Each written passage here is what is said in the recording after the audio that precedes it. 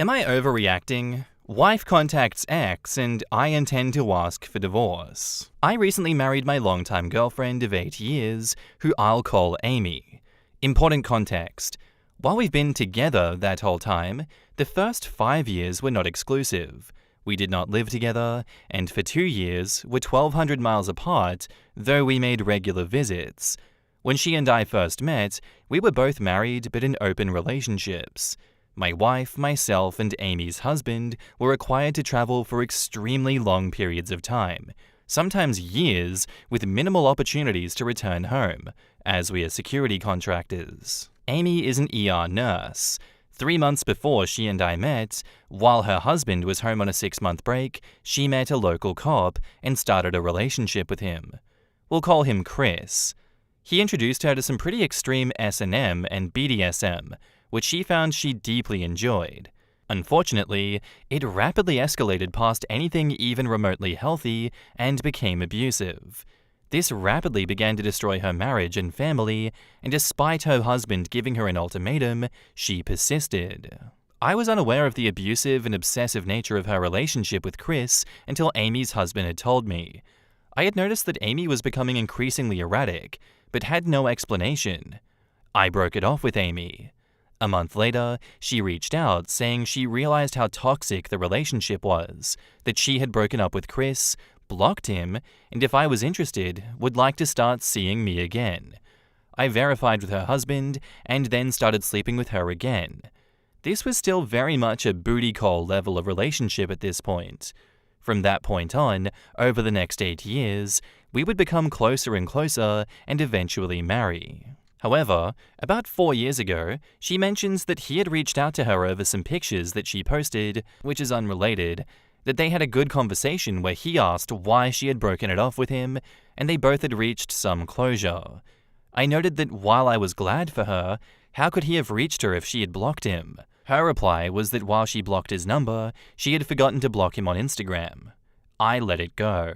A couple of years ago in a conversation with her friend, I find out that during a medical emergency some years back, but after she supposedly blocked him, that it had actually been Chris that she called to take her into the ER and stay, not this friend. I confronted Amy, and she said that when she told me she had a friend take her, that she didn't think to explain who exactly. This has remained a very touchy subject for me, for all the reasons stated. We are also no longer in an open relationship now that I have stopped traveling, among other reasons. We moved back to the area in the same town that Chris was an officer in about 2 years ago. A few months ago, just before we married, she commented that I could be less touchy about Chris now that we are getting married. And after all, he had retired and moved to Florida. We're in the Midwest. I asked how she knew that, and she stated that she read an article about his retirement. Because he retired as a lieutenant and the first K-9 officer, that was barely possible, but I was unconvinced and asked her point blank if she had been talking to him. She said no, point blank. A week ago, I was reading an article about Belgian Malinois and saw an article about Chris attending the retirement ceremony for his former K-9. The ceremony was only 6 months ago and would mean that he was in the area until very recently. So I dug, and I'm good at it. Now I have all the dates, times, houses, etc. for the man. He retired 9 months ago, left for Florida right after the K-9 ceremony, but there is no mention in any article of him moving, and there wouldn't be since he moved well after retiring. So I confronted Amy, and this time she says that Chris reached out to her out of the blue via text, and they chatted. When asked how that was possible if he was blocked, she said he had a new number. We had a big fight, and I've spent a couple of days considering what to do. Right now, I plan to confront her tonight. Even if it is true that she forgot to block him on Instagram, why did she have a conversation when he reached out? Even if she was confused and called him to go to the ER, why did she hide that from me for years? Even if he texted her randomly after years, after he moved to Florida, using a new number, why did she have a conversation and tell him that she now lives in town?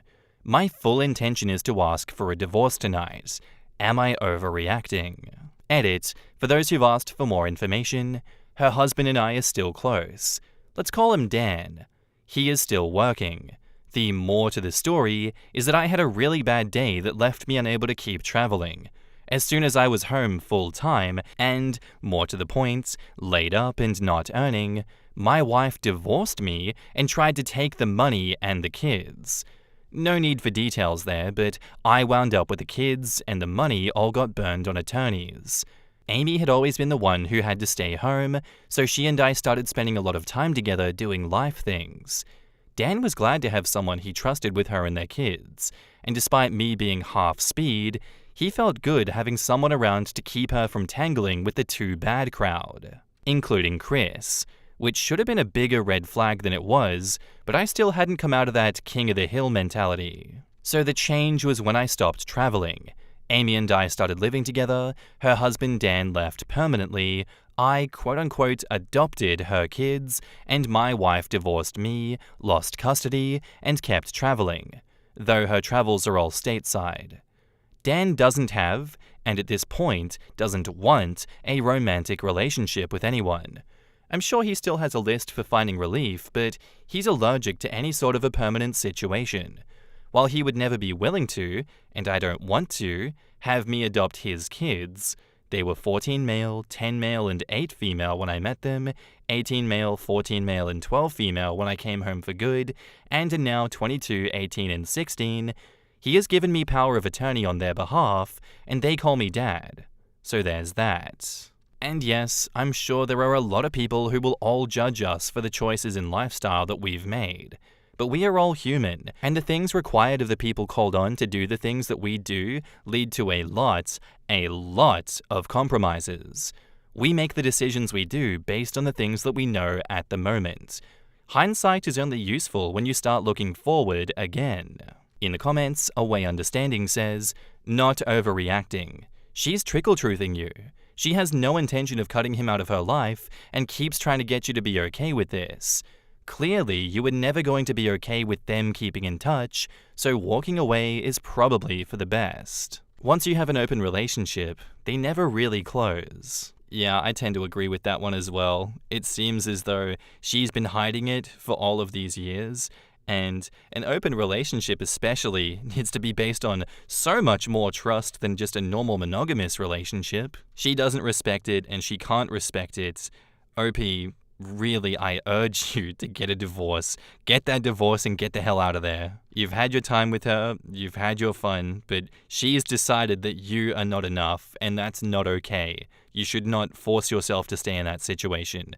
You are not overreacting. And now on to the updates. First, thank you all. It seems pretty shallow, but the validation and criticism that I've gotten from the original post really helped me externalize and get some perspective. Also, some of you are all hilarious.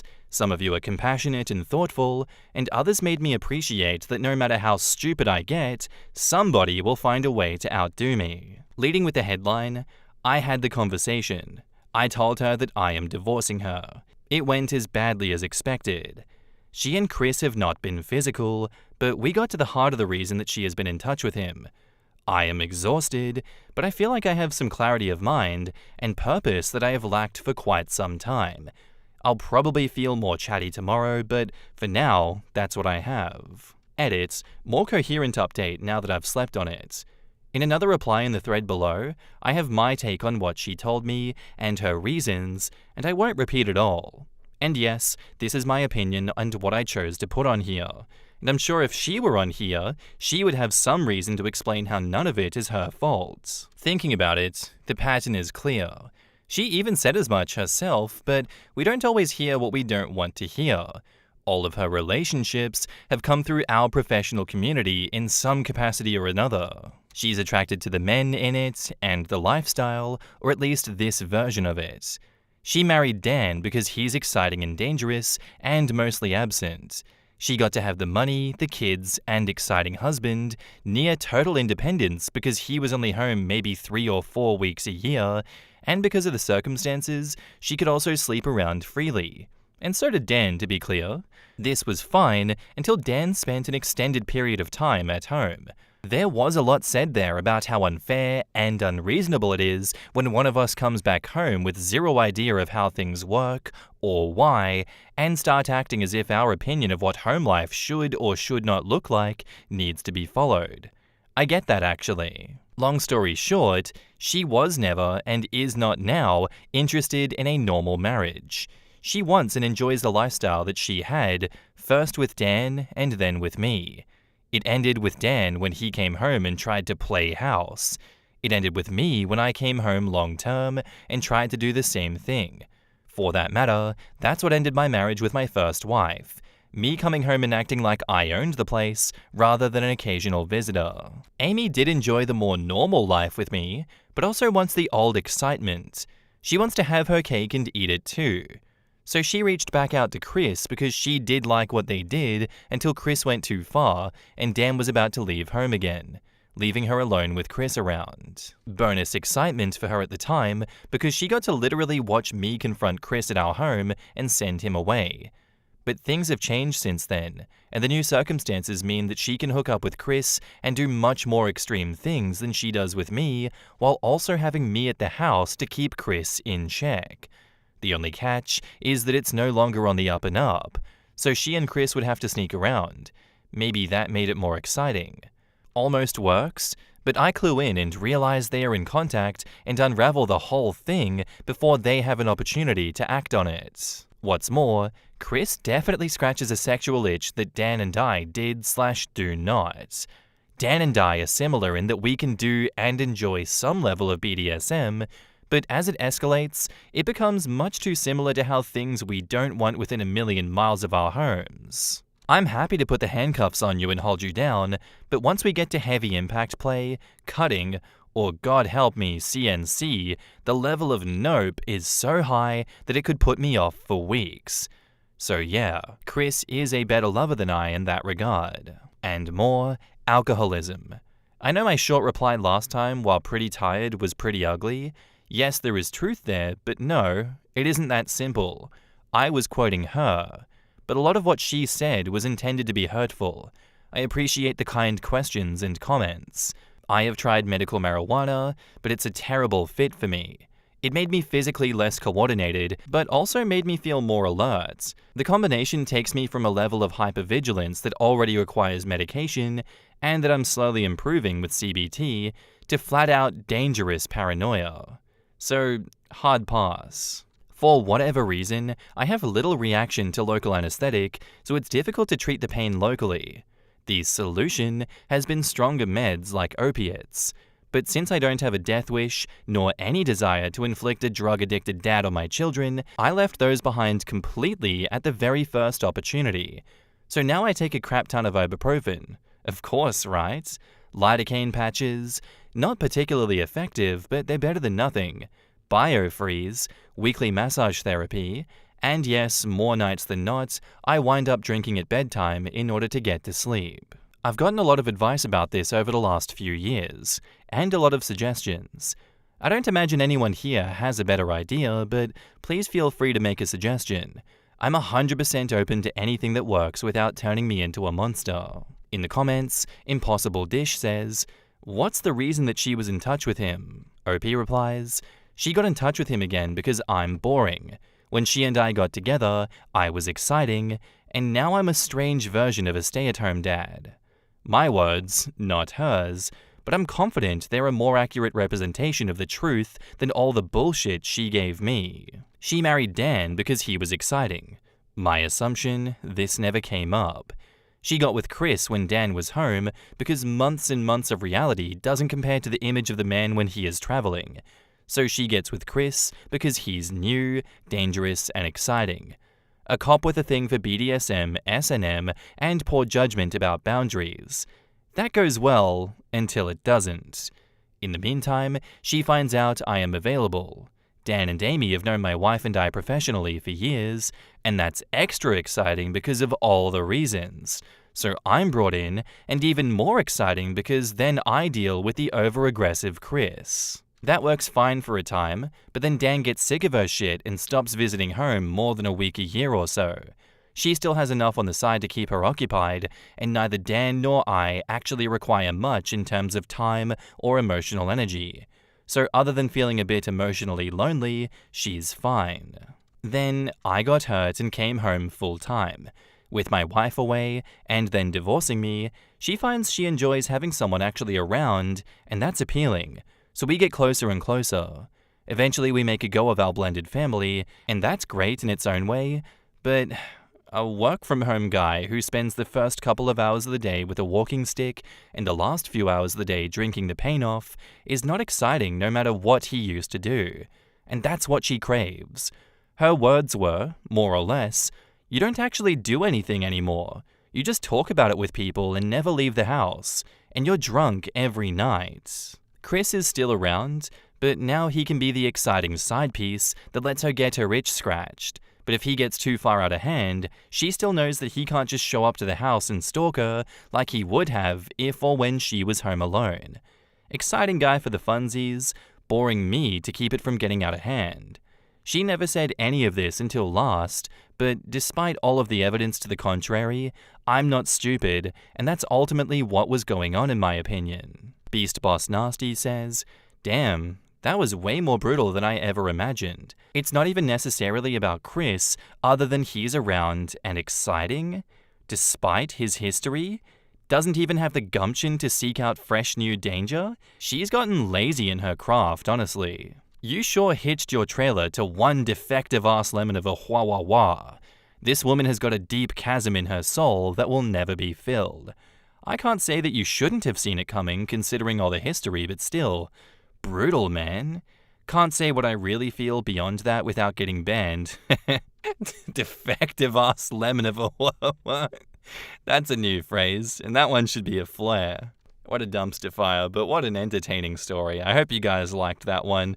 I don't have anything else to add besides, make better decisions in your life. Not blaming you at all for that, OP. I mean, she's a terrible person and she deserves everything that's coming to her for this, but you did marry someone that points around the room like, do I have to spell it out? Oh my god, there's 17 minutes of what she is, and that's definitely something. She is definitely one of the people of all time, that's for sure. I'm sorry to say, but it really sounds like Chris is going to murder her. She's going to turn into a true crime case. If I were a betting man, I would put money on that because that is such a messy situation to keep yourself hitched to. I guess she's mentally and physically hitched to a psychopath that can easily and probably will kill her at some point because he keeps pushing it over the edge. And she has that gaping hole in her soul of I can't stop getting back with him because I don't want to. So to me, this is a bit of a rock and a hard place situation because if you leave, there's no safety net anymore. And I'm surprised she's made it this long if I'm being completely honest. And let's be honest, if she does get murdered, he's a cop. What's the chances he's even going to be on the hook for that one? Regardless, thanks for the story, OP. Wishing you nothing but the best for the future, but I don't see it going too well with her future, that's for sure. Our next post is by user ScarletBitch69, titled, "Boyfriend 33 male not being supportive after my 31 female car accident. Repeatedly brings up sex frequency and compares me to his ex-wife, despite me setting a boundary not to. Worth going to couples counseling?" You don't even have to say anything else. That was the story right there. Oh my god. What a mess. So my boyfriend and I have been together for almost 3 years. I felt he treated me very well up until recently. He was in a previous marriage before we met, and she had an affair, and he told me he was over it. We moved in together a few months ago, and have been having major adjustment issues.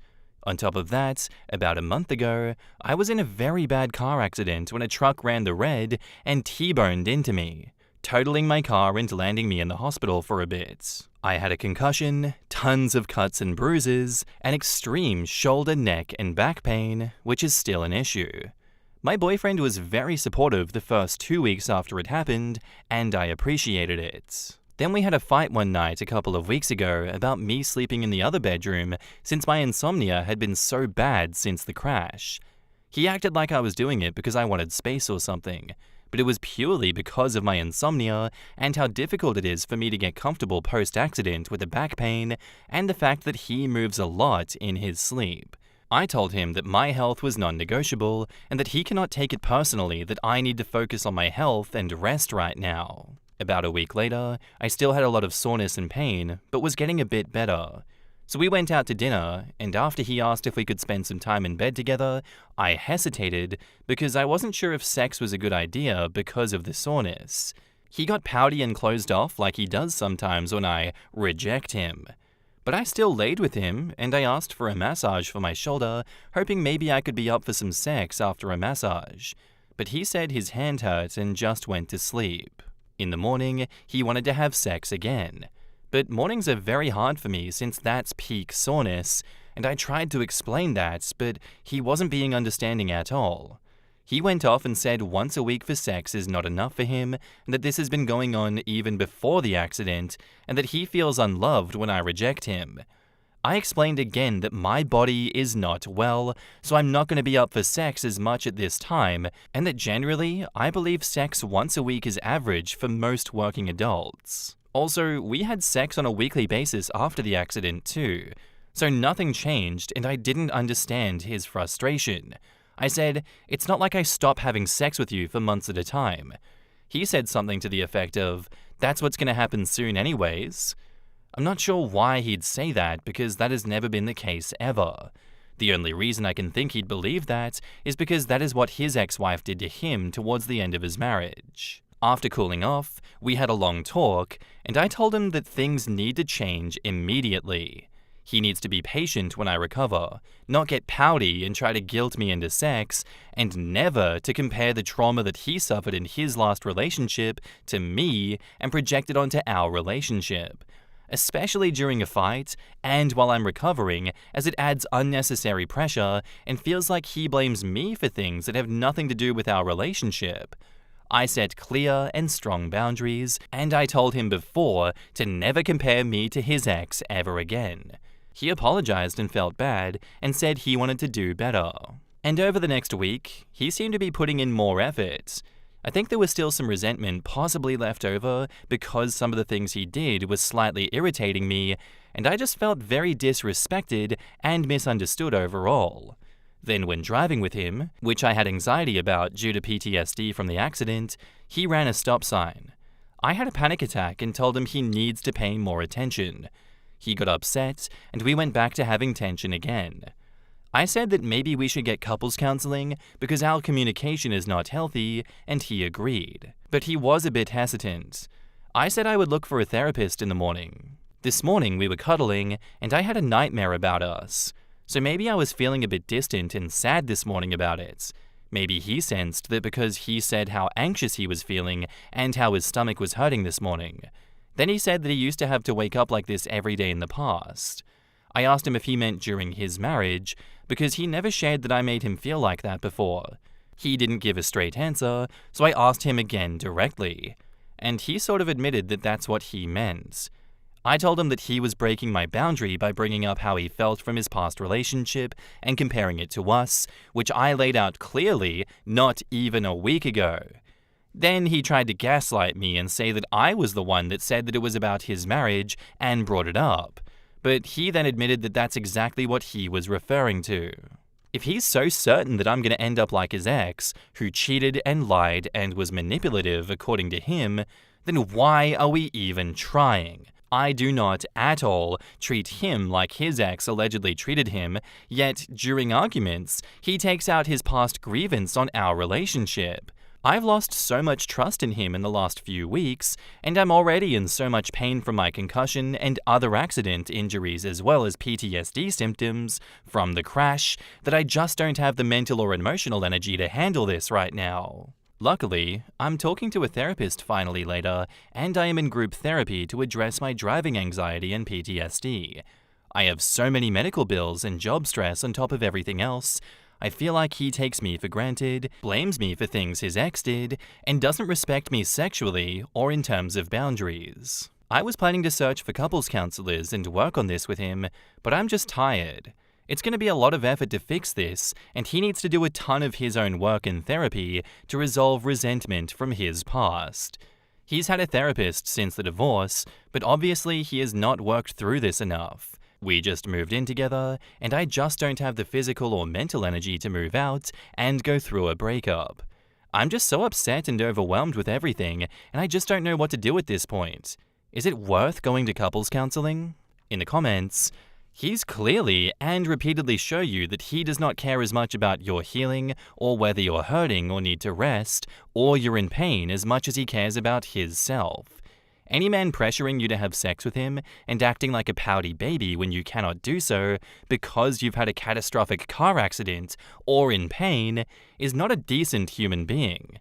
Years ago, I was married and within a few months got pregnant and had our first bad fight when he wanted to have sex while I was in the middle of a threatened miscarriage. I never felt the same about him after that. He's showing you exactly who he is, and counseling isn't going to change that. And OP says, yeah, I'm afraid you're right. I really don't know if this is his character because he keeps saying, it was just a bad day when I said that. But he's been acting like this for weeks, and it just sounds like he's not taking responsibility. Now he's trying to be sweet and caring and giving me space, but I don't know, it's not the same. Can you tell me more about how your marriage ended? Did he pressure you in other ways? How long did you stay together after that? OP on needing to end the relationship if her boyfriend is not meeting her expectations of him. OP says, I gave all of this some thought, and I now know what I must do. I need to end things. Because yeah, I don't think I could see him respecting me if I had a long-term illness like cancer, and there just is no communication or trust anymore. But yes, what can I do to make these next few weeks and months manageable? Besides lower expectations, how can I be planning my exit? OP responds on getting couples counseling or a therapist to deal with communication issues. Luckily, we aren't locked into a lease, but it's his quote-unquote house. As he's reminded me so many times, I just live there. So I would need to be the one to move my stuff out. But yeah, these last few months have been incredibly difficult. I knew this was a red flag when at the beginning of the relationship, he talked about all the horrible things his ex-wife did to him and seemed to have no insight into what he did to cause that marriage to end too. My own fault, I guess, for ignoring the red flags. But yeah, I guess you're right.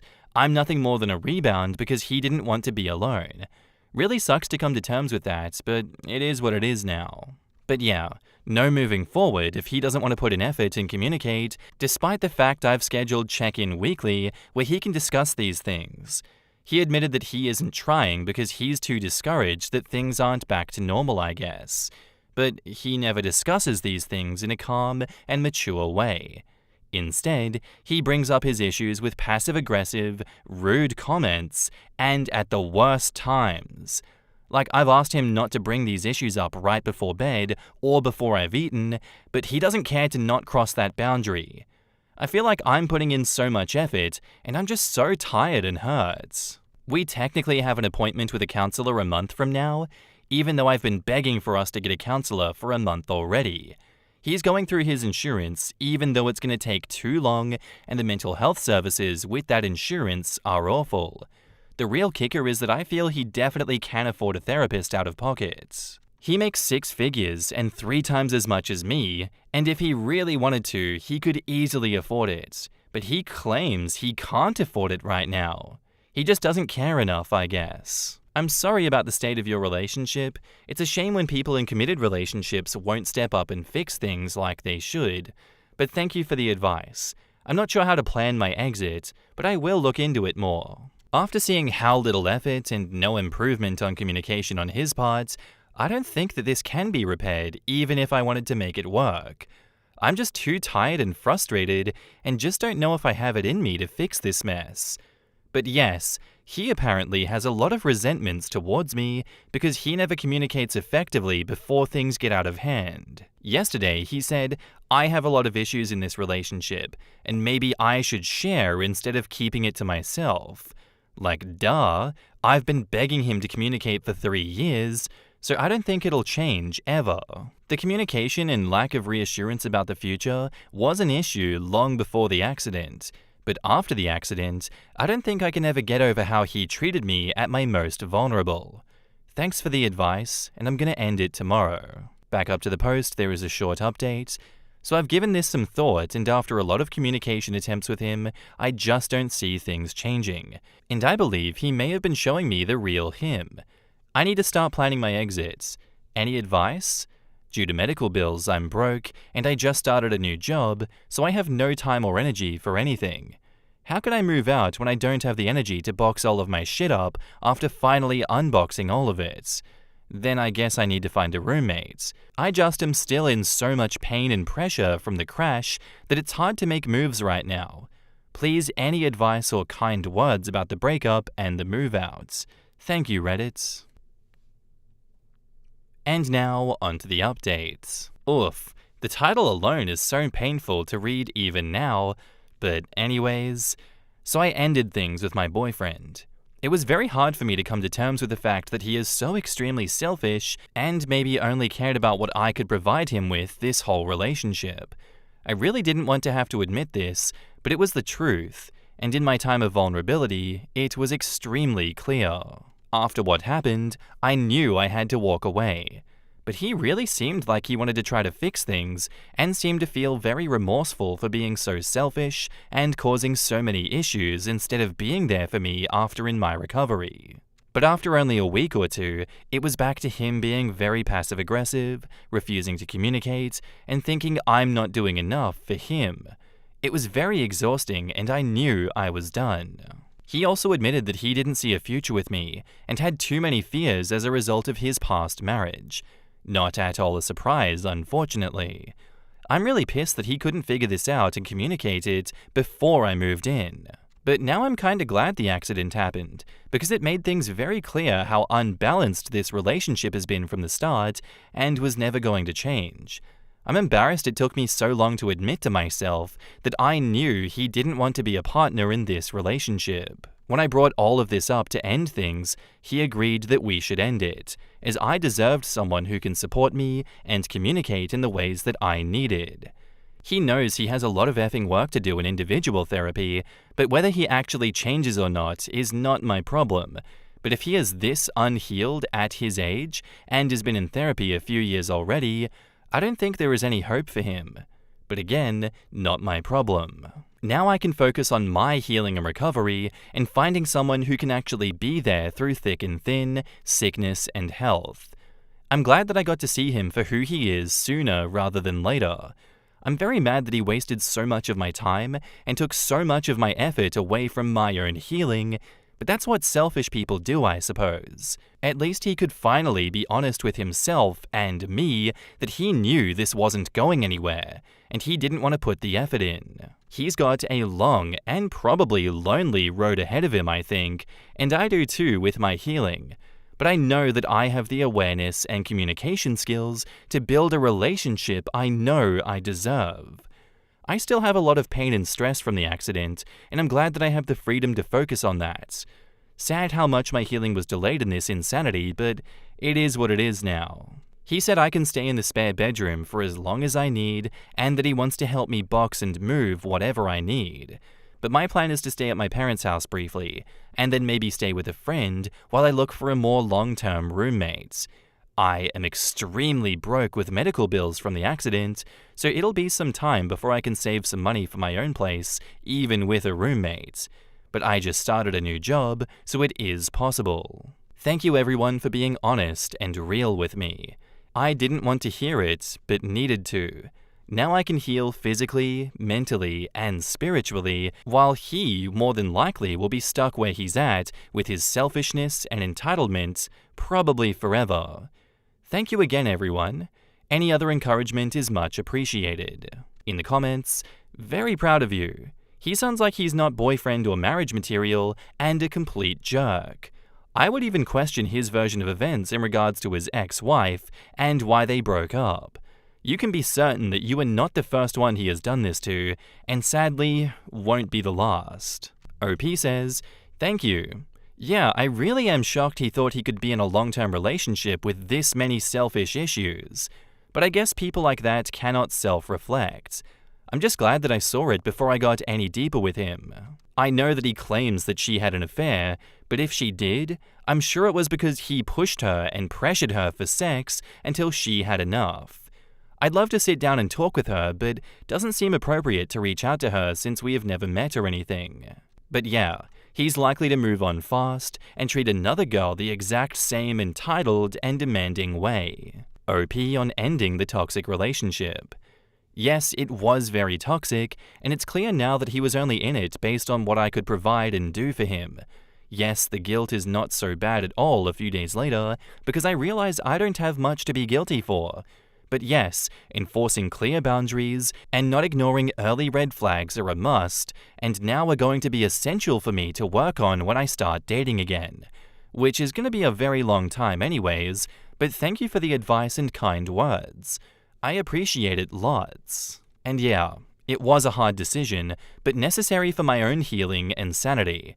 But yeah, there is no fixing anything with a person that's selfish and emotionally unavailable, and entitled, who refuses to put an effort in my time of need. Whether he comes back or not doesn't matter at this point, because I can never trust or even be attracted to him ever again. But I'll be aware that that could happen. I'll be so focused on my health and bettering my own life. I'm confident that it'll be way too late for him. And that's where I'm going to end today's episode, guys. I do hope you enjoyed. If you did, let me know what you thought of it in the comments down below, and I'll see you in the next one. Bye.